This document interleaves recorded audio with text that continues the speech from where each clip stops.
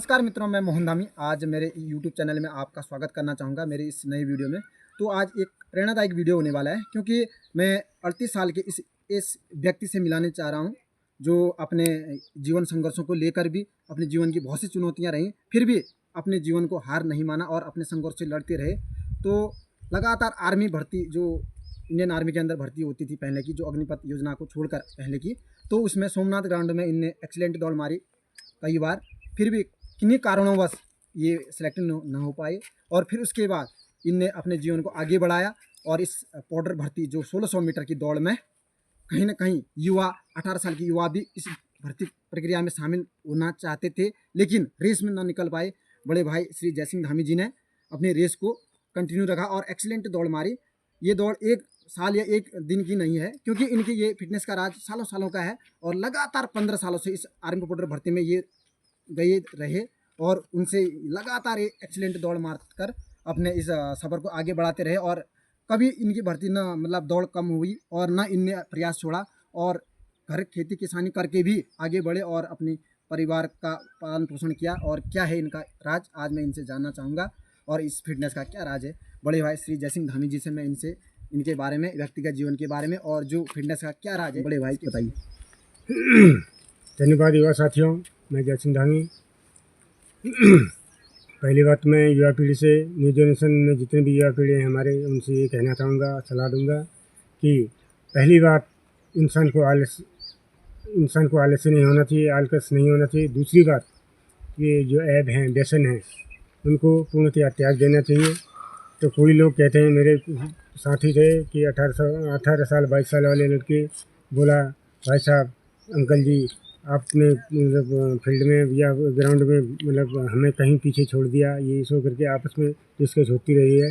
लेकिन उनको भी मैं यही सलाह देता हूँ कि आप नशा पान ज़्यादा करते होंगे, भले हल्का नशा पान, सुट्टी, तंबाकू, गुटखा, अब 38-40 साल उम्र होनी जा रही है, हम भी लेते हैं। लेकिन पहली बात है आलस्य नहीं होना। दूसरी बात है, जो हमारा दिन का खान पान है, जो भी हमारे गांव घरों में मिलता है कंडीशन के हिसाब से जितना जुटा पाते हैं, जैसा कि हम खाते हैं, तो वो डाइट नहीं छूटनी चाहिए। क्योंकि अच्छे और बुरे से मतलब नहीं है, मतलब टाइम से अपना भोजन होना चाहिए।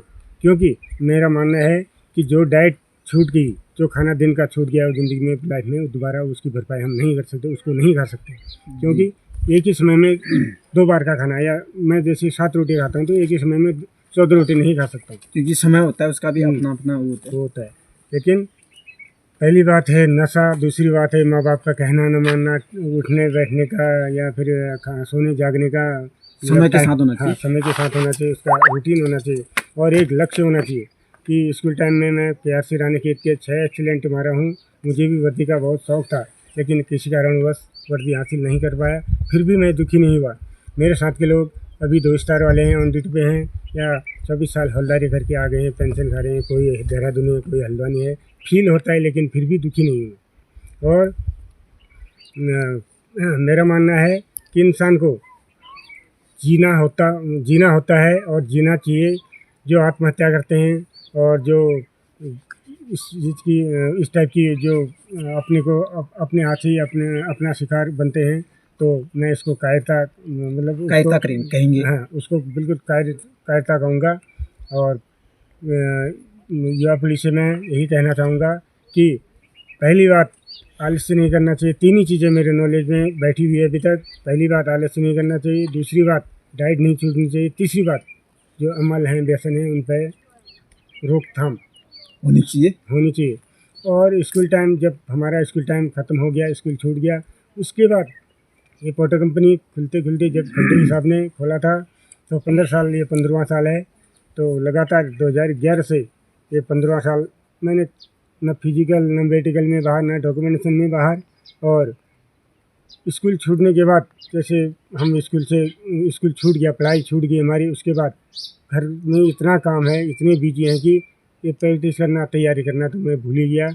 फिर भी मैं यही मानता हूँ कि खान पान मेरा ऊपर वाले के लिए ऐसे समय से रहा।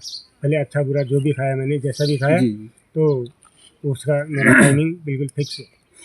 तो बड़े भाई श्री जयसिंह धामी जी, आप युवाओं से क्या कहना चाहेंगे जो आर्मी के अंदर अग्निपथ योजना के अंदर भर्ती दौड़ लगा रहे हैं? तो कहीं ना कहीं आपके बीच भी बंदे रहे होंगे जो आर्मी बॉर्डर में आने के लिए तैयार थे, तो बता ही दिया आपने। तो आप युवाओं से क्या कहेंगे कि इस अपनी दौड़ को, फिटनेस को कैसे बनाएं? मतलब आपने तो लगातार 15 साल तक बनाया, ऐसा शायद ही पहाड़ में कोई बंदा होगा। तो क्योंकि आप क्या कहना चाहेंगे युवाओं से कि वो दौड़ के लिए प्रेस्टिज करें, कैसे करें?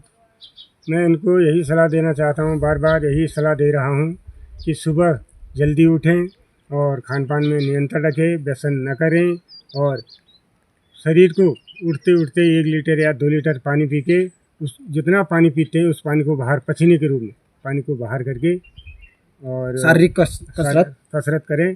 और इससे मेरा मानना है कि शरीर की फिटनेस हर कभी ठीक ठाक रहेगी।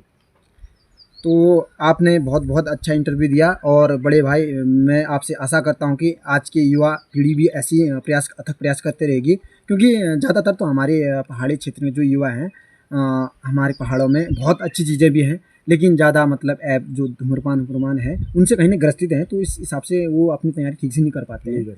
हाँ, ये बहुत बड़ी समस्या है। तो धन सिंह जी, आप बताइए आपका क्या रहा सफ़र? आपने भी पोर्टर भर्ती में आपने भी सिलेक्ट हो चुके हैं, तो आपका क्या सफ़र रहा? कितने साल तक आपने सेवा की है पोर्टर में? आज भी सिलेक्ट हो चुके हैं आने वाले समय जो 2025 की भर्ती थी। धन्यवाद मोहन जी, आपने बहुत मौका दिया बोलने का यूट्यूब में। मैं धर्म सिंह धामी बोल रहा हूँ। मेरा भी आर्मी पोर्टर में लगभग 12 साल होने जा रहा है, 32 साल एज है। फिर भी दौड़ ही रहा हूँ, फिर भी उतना तो नहीं, जितने चाचा दौड़ते उतना तो नहीं हो पाता है, फिर भी कोशिश है, फिर भी भर्ती हो रहे हैं। तो क्या बोले मैं, आप भी बोलो। तो ठीक, आपने बहुत अच्छा किया धन सिंह जी। आपका भी मतलब आपने भी अपने पारिवारिक स्थिति को समझा, क्योंकि आप घर के एक सिंगल हैं, तो आप दोनों घर के ही सिंगल हैं, क्योंकि अपने अपने मतलब सब अपनी जिम्मेदारी से बधे हुए हैं और आपने अपने इन चीज़ों को समझा। और बड़े भाई, आपने भी हमेशा मुझे गाइडेंस की, क्योंकि किन्हीं कारणवश मैं इस साल नहीं आ पाया, लेकिन हमेशा आपका साथ रहा। जब भी मतलब एल्टीट्यूड एरिया में जाता था, आपने अपना खिलाना पिलाना जो भी होता था अपना मतलब सहयोग दिया, साथ दिया, तो उसके लिए बहुत बहुत धन्यवाद। और आपने इस यूट्यूब चैनल में आकर मेरा मतलब अपने शब्दों से जो भी युवा पीढ़ी को एक नॉलेज के रूप में बताया, उसके लिए बहुत बहुत धन्यवाद। तो नमस्कार। धन्यवाद।